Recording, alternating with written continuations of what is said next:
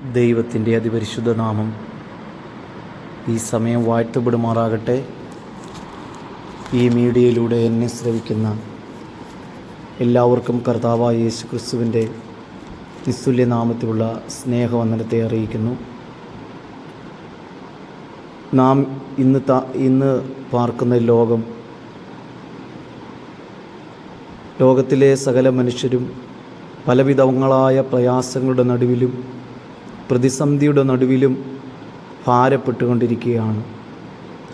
ഒന്നല്ലെങ്കിൽ മറ്റൊരു തരത്തിൽ ഭാരങ്ങളും പ്രയാസങ്ങളും അവർ അഭിമുഖീകരിക്കുകയാണ്.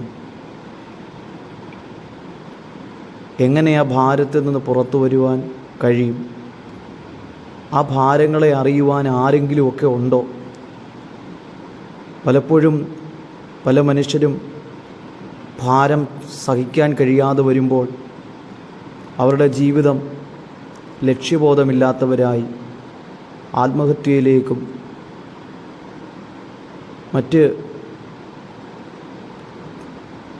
പരിഹാരത്തിനായി ജീവൻ അവസാനിപ്പിക്കുന്ന ഒരു സാഹചര്യത്തിലേക്ക് ആണ് വന്നെത്തിക്കുന്നത്.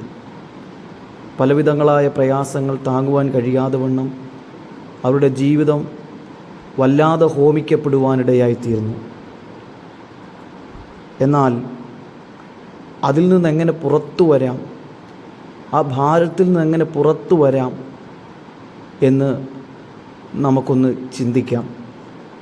മത്തായിയുടെ സുവിശേഷം 11-ാം അധ്യായം അതിൻ്റെ 28-29 വാക്യങ്ങളിൽ കർത്താവായ യേശു ക്രിസ്തു ഇങ്ങനെ പറയുവാനിടയായിത്തീർന്നു: അധ്വാനിക്കുന്നവരും ഭാരം ചുമക്കുന്നവരുമായുള്ളവരെ, നിങ്ങളെല്ലാവരും എൻ്റെ അടുക്കൽ വരുവീൻ, ഞാൻ നിങ്ങളെ ആശ്വസിപ്പിക്കാം. ലോകത്തിലെ ഒരു മനുഷ്യനും പറയാത്തത്, ലോകത്തിലെ ഒരു മനുഷ്യനും പറഞ്ഞിട്ടില്ലാത്തതും, ലോകത്തിലെ മനുഷ്യർക്കാർക്കും പരിഹരിക്കാൻ കഴിയാത്തതുമായ ഒരു കാര്യമാണ് സർവശക്തനായ യേശു ക്രിസ്തു പറയുവാനിടയായിത്തീർന്നത്. എന്താണ് ആ കാര്യം?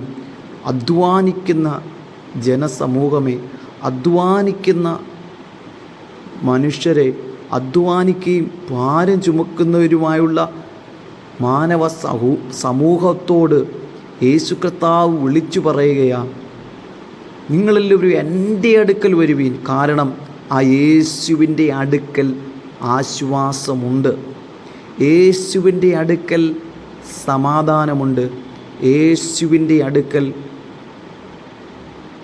നമ്മൾ അഭിമുഖീകരിക്കുന്ന എല്ലാ പ്രശ്നങ്ങൾക്കും പരിഹാരമുണ്ട്.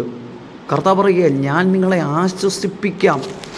അല്ലെങ്കിൽ നിങ്ങളെ സമാധാനക്കേട് വരുത്തുന്ന ആശ്വാസത്തിൽ നിന്ന് നിങ്ങളെ അകറ്റുന്ന എന്തെല്ലാം വിഷയങ്ങളുണ്ടോ പരിഹരിച്ച് തരുവാൻ, അതിൽ നിന്ന് വിമോചനം തരാൻ യേശു ക്രിസ്തു ഉണ്ട്.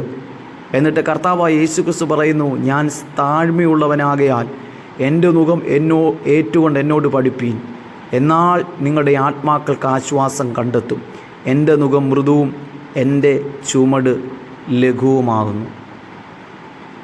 യോഹന്നാൻ്റെ സുവിശേഷം 14-ാം അധ്യായം 1-ാം വാക്യത്തിൽ ഇങ്ങനെ വായിക്കുന്നു: നിങ്ങളുടെ ഹൃദയം കലങ്ങിപ്പോകരുത്, ദൈവത്തിൽ വിശ്വസിപ്പീൻ, എന്നിലും വിശ്വസിപ്പീൻ.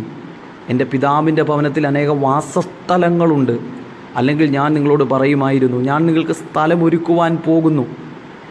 അത് യേശുവിൻ്റെ വരവിനോടുള്ള ബന്ധത്തിൽ തന്നെയാണ് പറയുന്നത്. യേശു പിതാവിൻ്റെ അടുക്കലേക്ക് പോയപ്പോൾ അവരുടെ ഹൃദയം വല്ലാതെ വിഷമിക്കുവാനിടയായി തീർന്നപ്പോൾ യേശു അവരോട് പറയുന്നു: ഞാൻ പിതാവിൻ്റെ അടുക്കൽ പോകുകയാണ്, എന്നാൽ നിങ്ങളുടെ ഹൃദയം കലങ്ങിപ്പോകരുത്, ദൈവത്തിൽ വിശ്വസിക്കണം.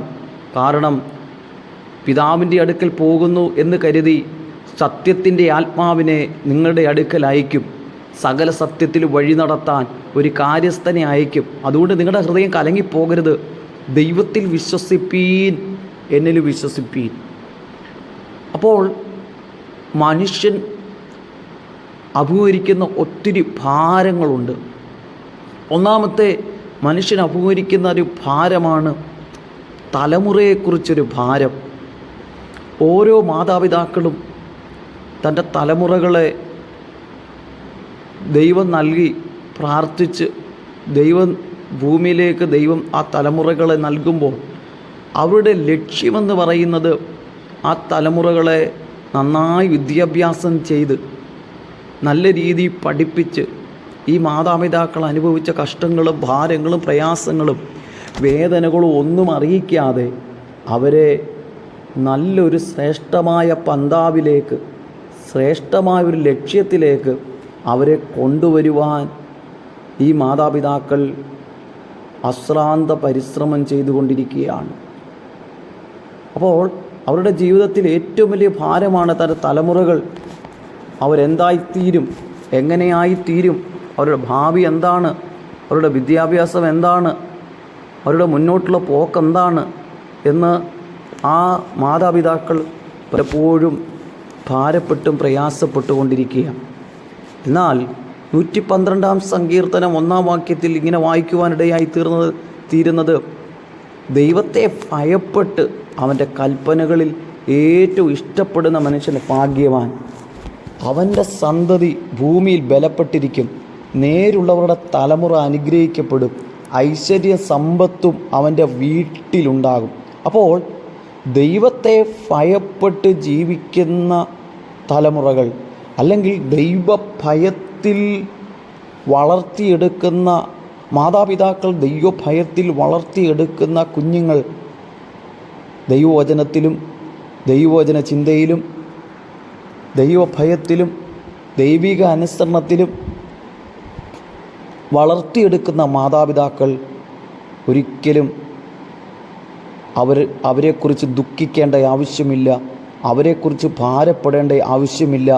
ദൈവഭയത്തിൽ വളർത്തുന്ന, ദൈവകൃപയിൽ വളർത്തുന്ന മാതാപിതാക്കൾ, തലമുറകളെ ദൈവകൃപയിൽ മാതാപിതാക്കൾ വളർത്തുമ്പോൾ അവർ നിശ്ചയമായിട്ടും അനുഗ്രഹിക്കപ്പെടുവാനിടയായിത്തീരും. അവർ സഭയ്ക്ക് അനുഗ്രഹമായി തീരുവാനിടയായിത്തീരും, സമൂഹത്തിന് അനുഗ്രഹമായി തീരും, അവർ ലോകത്തിന് അനുഗ്രഹമായി തീരും. അപ്പോൾ ഒരു മനുഷ്യൻ്റെ അല്ലെങ്കിൽ